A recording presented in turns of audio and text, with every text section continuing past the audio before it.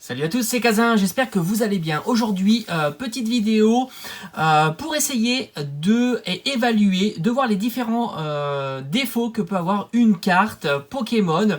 Alors j'ai choisi volontairement le Dracofeu de XY Evolution, qui est la carte la plus recherchée. Alors je dirais pas la plus rare de la série, puisque c'est pas la carte la plus rare, c'est une simple holographique, mais c'est la carte la plus recherchée et par conséquent la plus chère de la série. Donc Dracofeu de XY Evolution, et si je dis pas de bêtises, c'est la numéro 11 sur 108.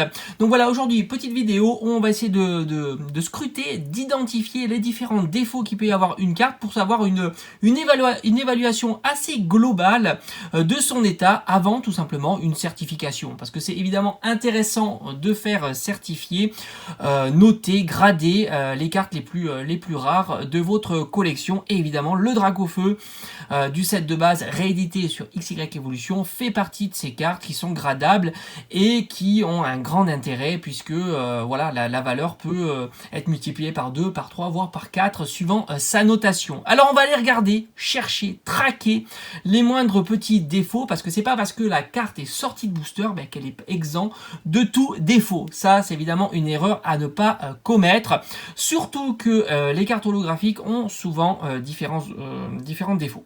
Alors on va regarder dans un premier temps. Alors déjà je vais la sortir de sa petite pochette. Je vais faire ça de façon très délicate pour éviter de rajouter des défauts.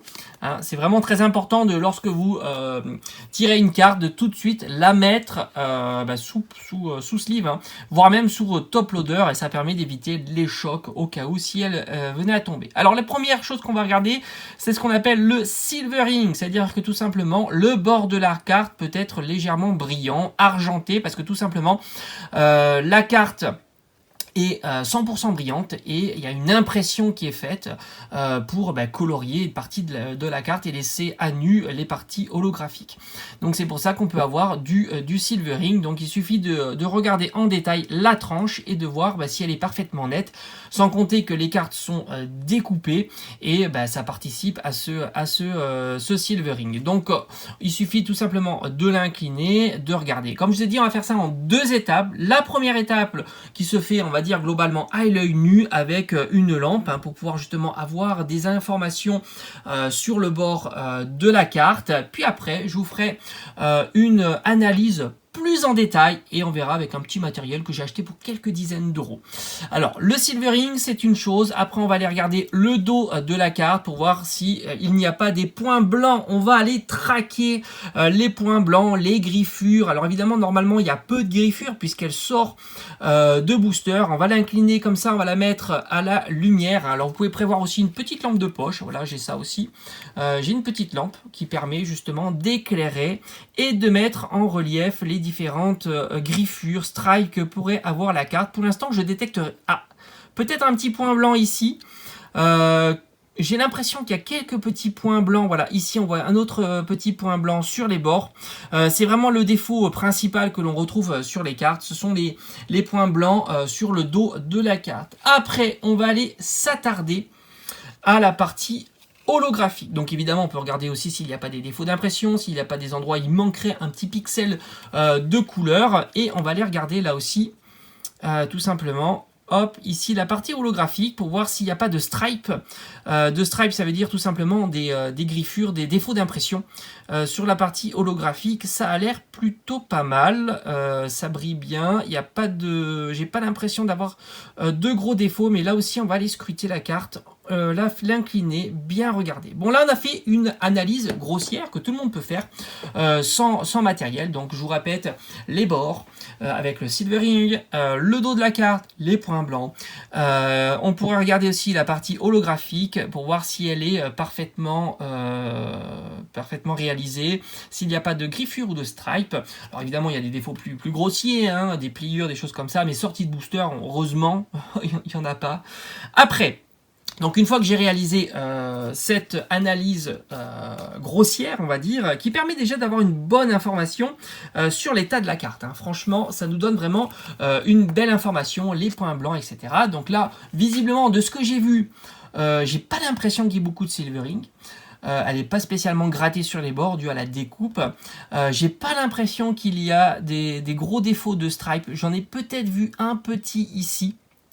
Ici, voilà, vous le voyez un petit peu, il y a une petite défaut ici, mais rien de très très grave. Et au dos, on a vu quelques petits points blancs. Maintenant, pour s'en assurer, ce que je vais faire, c'est que je vais utiliser tout simplement un petit microscope numérique.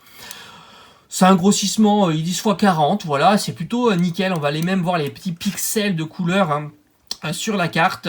Donc je vais utiliser ce petit matériel là pour essayer de aller voir en détail si les points blancs sont vraiment très apparents, s'il n'y a pas d'autres défauts que je n'aurais pas vu à l'œil nu qui seront présents sur la carte. Mais pour l'instant c'est vrai que cette carte est relativement propre. Voilà, donc je vais vous laisser avec les images et je ferai le petit bilan de cette analyse plus en détail après les images. Donc voilà, caméra numérique, grossissement environ entre 20 et 40, hein, suivant le grossissement, et on va aller traquer les défauts. Et enfin, j'ai failli oublier, le dernier point à vérifier, c'est tout simplement le centrage de la carte. Donc on va aller regarder le bord à gauche et à droite, qui soit équivalent, et celui du haut et du bas. Donc si je regarde ici ma carte, alors évidemment on pourrait mesurer, mais c'est risqué de l'abîmer. J'ai l'impression, non, je pense que j'en suis sûr, le bord ici est légèrement plus fin que le bord ici. Rien de catastrophique, en haut et en bas ça a l'air d'être plutôt correct, plutôt équivalent. Et on va regarder évidemment la même chose au dos. Et là j'ai l'impression que l'on retrouve un petit peu la même chose par rapport à gauche et à droite. Mais j'ai l'impression aussi que le bord du haut est légèrement plus gros que le bord du bas. Mais le cadrage reste là aussi très satisfaisant.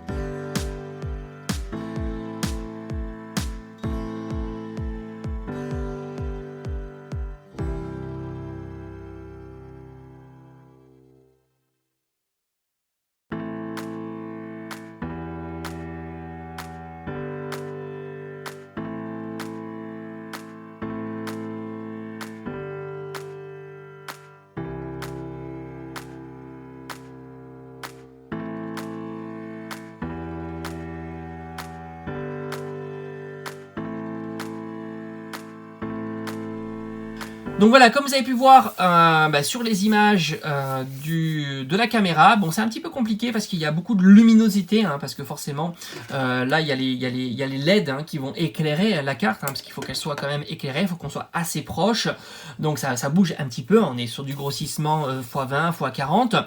De ce que j'ai vu, j'ai quand même réussi à pousser un petit peu plus l'analyse. J'ai l'impression qu'elle est, alors là j'ai remis sous sleeve, donc vous le verrez pas, mais disons que le bord ici, par ici, je vous mettrai peut-être une petite caps.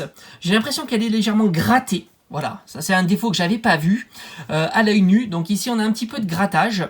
Il y a évidemment les points blancs qu'on avait déjà détectés préalablement à la lumière. Pas de gros défauts apparents en tous les cas sur la partie holographique, que ce soit la partie peinte, mais la partie holographique. Je l'ai un petit peu regardé sous les coutures, donc on voit ici le tout petit stripe, mais c'est pas flagrant au microscope numérique. Et enfin, niveau silvering, j'ai pas vu de gros défauts, les bords ont l'air plutôt sympas et réguliers. Voilà, j'espère qu'en tous les cas que cette vidéo vous aura plu. Moi j'étais très content de vous la proposer, franchement j'ai trouvé ça super fun. Donc comme ça, j'ai l'impression que c'est une carte qui est quand même assez propre. Je pense que si... je vais l'envoyer. Je suis en train de réfléchir de quelle carte je vais envoyer. Je vais peut-être toutes les passer au crible comme ça. Je vais certainement l'envoyer. Je pense pas que ça soit catastrophique, sa notation, parce que quand même elle est relativement propre. Mais il y a quand même quelques points blancs. Il y a le grattage en bas qui est pas joli. L'effet holographique est plutôt chouette. Pas de silvering apparent. Donc je pense que le 8, elle devrait l'avoir. Alors je sais que les notations sont un peu rudes pour les cartes holographiques parce qu'elles proposent pas mal de défauts. Donc peut-être 8, 9, ça serait envisageable. Voilà, j'espère qu'en tous les cas que cette vidéo, information, petit tuto, on va dire, vous aura plu. Il y en aura d'autres, certainement les prochains Drac au feu que je possède dans la collection. Bon, celui-ci non, parce qu'il est... On va pouvoir le regarder aussi parce qu'il est en occasion, donc il a plein de rayures. Mais les autres, je les ai eus en ouverture. Allez, on se retrouve très vite. Portez-vous bien. À la prochaine. Ciao, ciao.